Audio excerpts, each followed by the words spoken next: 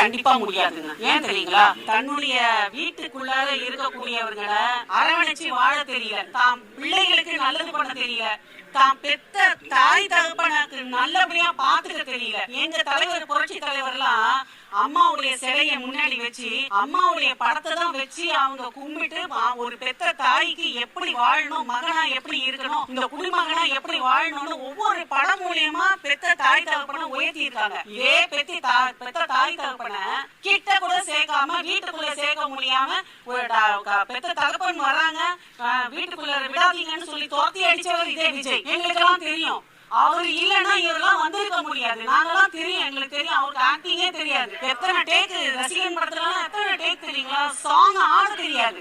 அவரை அப்படி குடிச்சு அவரை வரவழைச்சு இவ்வளவு தூரம் அவர் பாடுபட்டு அவ்வளவு காசு செலவு பண்ணி எல்லாரும் பண்ணி இந்த